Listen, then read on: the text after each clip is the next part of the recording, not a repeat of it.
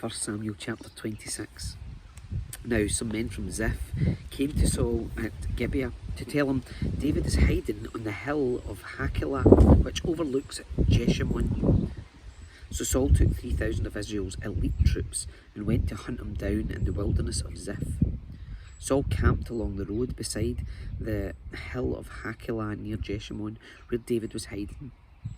When David learned that Saul had come after him into the wilderness, he sent out spies to verify the report of Saul's arrival. David slipped over to Saul's camp one night to look around. Saul and Abner, son of Ner, the commander of his army, were sleeping inside a ring formed by the slumbering warriors. Who will volunteer to go in there with me? David asked Ahimelech the Hittite and Abishai, son of Zeruiah, Joab's brother. I'll go with you, Abishai replied. So David and Abishai went right into Saul's camp and found him asleep with his spear stuck in the ground beside his head. Abner and the soldiers were lying asleep around him. God has surely handed your enemy over to you this time, Abishai whispered to David. Let me pin him to the ground with one thrust of the spear. I won't need to strike twice. No, David said, don't kill him, for who can remain innocent after attacking the Lord's anointed one? Surely the Lord will strike Saul down someday, or he will die of old age or in battle. The Lord forbid that I should kill the one he has anointed. But take his spear and that jug of water beside his head, and then let's get out of here. So David took the spear and jug of water that were near Saul's head.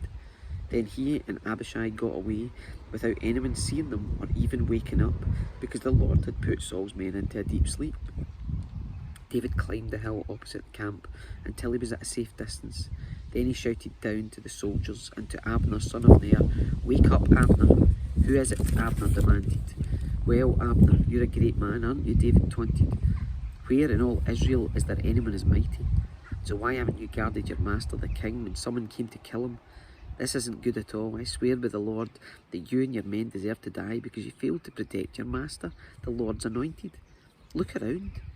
Where are the king's spear and the jug of water that were beside his head?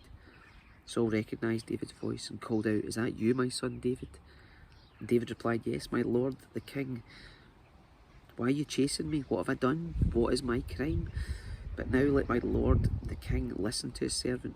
If the Lord has stirred you up against me, then let him accept my offering.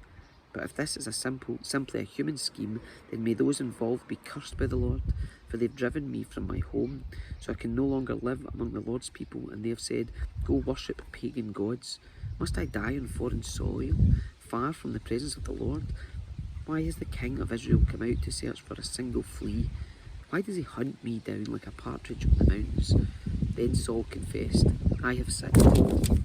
Come back home, my son, and I will no longer try to harm you, for you've valued my life today. I've been a fool, and I'm very, very wrong. Here is your spear, O king, David replied.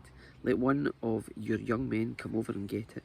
The Lord gives his own reward for doing good and for being loyal, and I refused to kill you, even when the Lord placed you in my power, for you are the Lord's anointed one.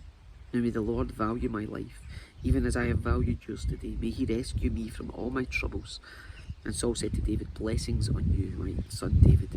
You will do many heroic deeds, and you will surely succeed. Then David went away, and Saul returned home.